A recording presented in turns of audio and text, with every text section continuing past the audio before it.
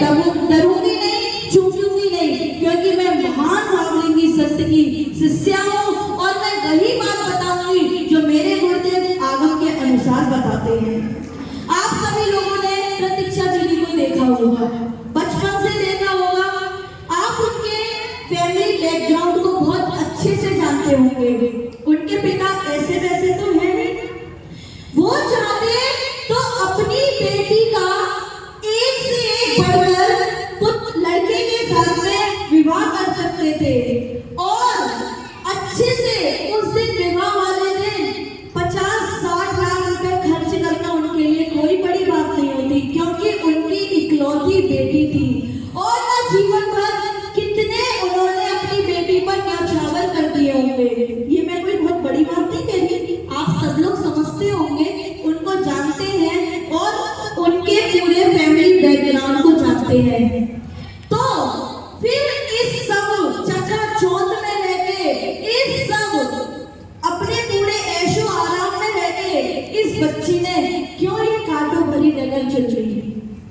अब क्या पता इस बच्ची के भाग्य में जब माता जी बन जाएगी तो क्या पता हर दिन इसको भोजन मिल भी पाएगा कि नहीं मिल पाएगा। इसको सब पता होते हुए भी, इसके माता पिता को सब पता होते हुए भी इसने फकीरी की जिंदगी क्यों ले ली। अरे ये गरीब घर से थी क्या, इसके पास कोई कमी थी क्या? अगर लाख में डिमांड करती तो आधी लाख में इसके पापा पूरी कर सकते थे ना। मैं कुछ ऐसे तो नहीं बोल रही, रामपुर वाले भी तो बैठे हैं, इनके भैया ही बैठे हुए हैं। मैं आप लोगों को केवल इस संयम की महिमा बताना चाह रही हूँ कि कोई कहता है अरे बेटी पल नहीं गई है तो हमें दे दो, इस मार्ग पे क्यों भेज रहे हो। ऐसे ऐसे व्यंग, ऐसे ऐसे ताने हमारे माता पिता सुनते हैं, लेकिन वो असंयमी इतना नहीं जानते, वो असंयमी साधारण मनुष्य इतना नहीं जानते। अरे तुम क्या हमें दोगे?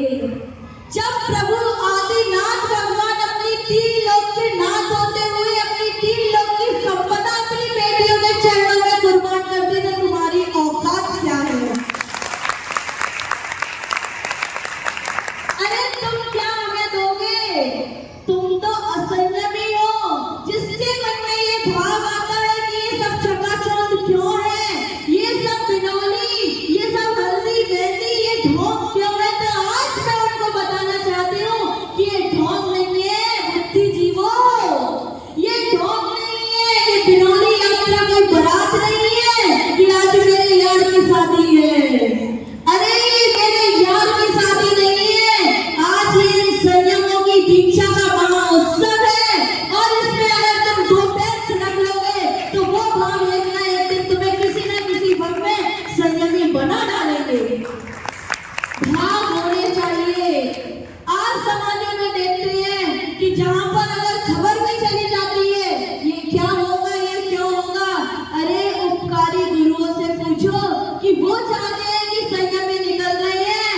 अरे बुद्धिजीवो, उनके पैर पकड़ के कम से कम कुछ नहीं तो एक चौराहे से लेके एक किराए तक चले जाओगे तो कहीं ना कहीं किसी ना किसी वक्त में तुम्हारा ये चौराहा किराया खत्म कर देंगे।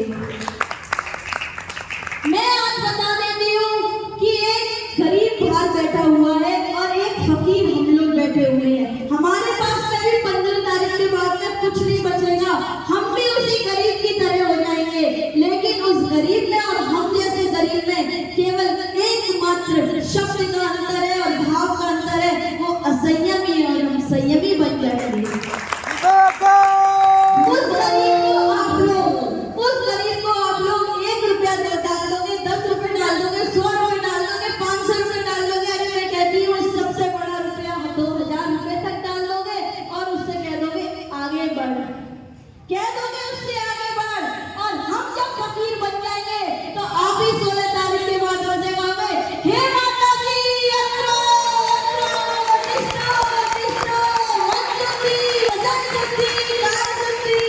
और फिर फड़फड़ाओगे कि अरे प्रतीक्षा दीदी हम तो तुम्हारी बहन है, हम तो तुम्हारी बुआ है, हम तो तुम्हारी भाभी है, आ जाओ। लेकिन प्रतीक्षा दीदी आने वाली नहीं होगी। अरे प्रतीक्षा दीदी कहेंगी कि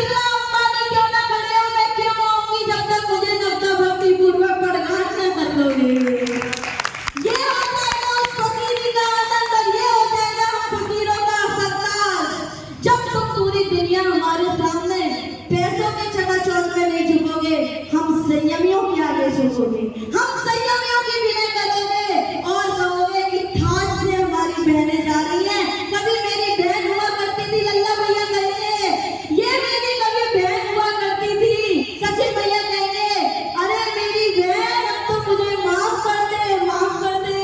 तो मैं अपने सचिन भाई को बता दूं कि आपकी बहन के दिल में ना कभी राग था ना कभी द्वेष है। आपकी बहन तो पूछ चाचा भगवान की चरणानुरागी है, जैसे वो वात्सल के सरोवर है, हम सब तो उन्हीं की बूंदे हैं। आप पर बरस जाएंगे तो वात्सल ही लुटाएंगे, कभी हम लोग क्रोध भाव माननाया नहीं करते हैं। तो बस मैं तो यही कहती हूँ आपसे कि विलंब हुआ है, उस विलंब को कम करना। अनावश्यक कार्यों में आप उलझ गए थे, ठीक है उलझ जाओ, लेकिन एक बार तो आशीर्वाद लेने जाओ, आपके सारे कार्य कैसे सुलझ जाएंगे आपको रातों रात नहीं पता चलेगा। ऐसे कोई महान गुरु की महिमा होती है बंधुओं। बहुत अधिक समय ना लेते हुए बस मैंने आपको आज संयम के बारे में बताया कि संयम क्या होता है। संयम वहां बैठे हुए को यहाँ बैठा देता है और यहाँ बैठे हुए को कब वहां पहुंचा दे पता नहीं चलता। इसी मंगल भावना के साथ आप लोगों के बीच में बहुत रही हूँ, जैसा कि अभी हमारे